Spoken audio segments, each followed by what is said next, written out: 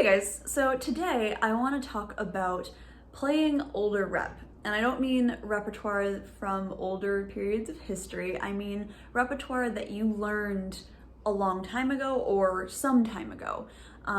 It could be even a few months ago, but I think it's really important to bring back repertoire that you have learned and set aside. One, so that you're always constantly refreshing your repertoire and able to pull out these pieces if you're asked to. But there's a variety of other reasons that I think it's really important to do this occasionally.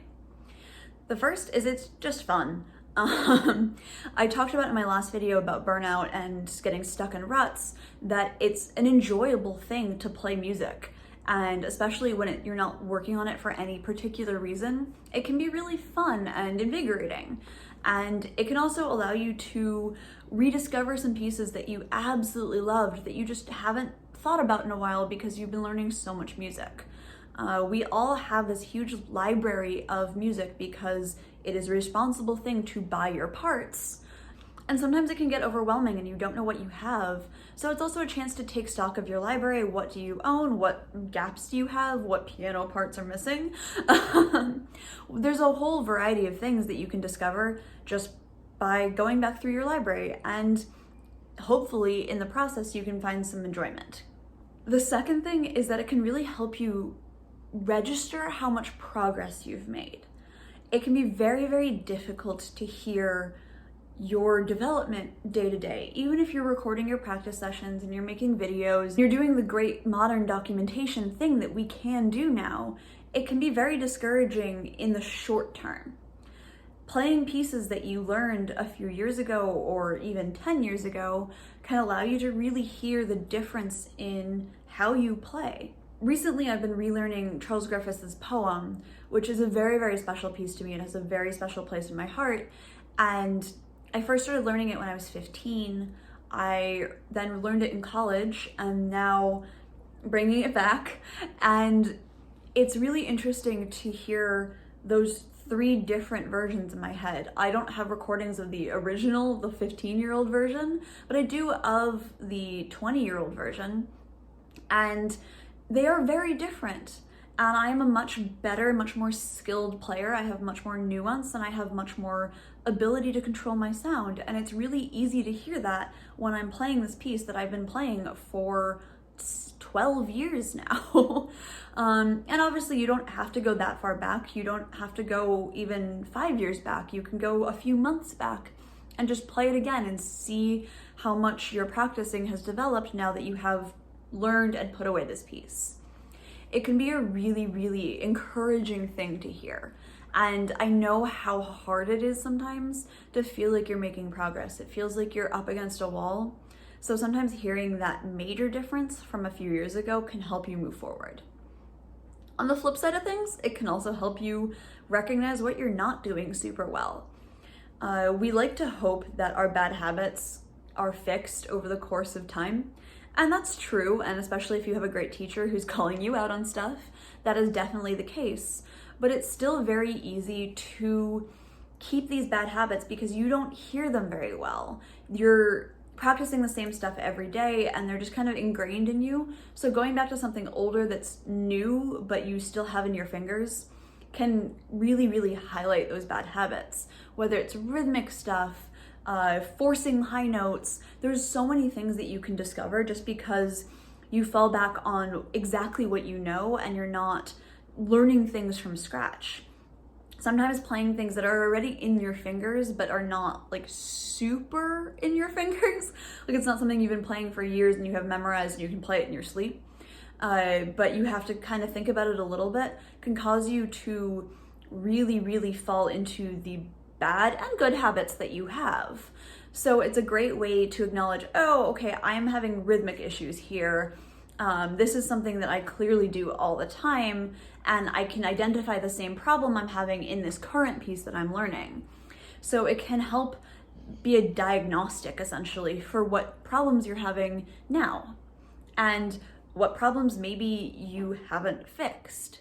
The next thing is along the same lines of having these pieces still in your repertoire and able to pull out. Sometimes when it's music that you learned a long time ago or you learned when you were too young, there's a lot of issues that you just learned.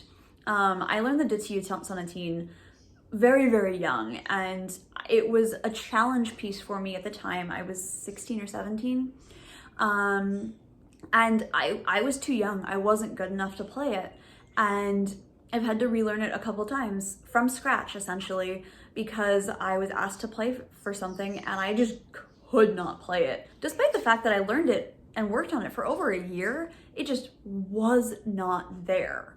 So going back to it and going, oh, I don't know this at all, I need to work on this, was a great realization and something that really helped my playing and helped my progress, obviously.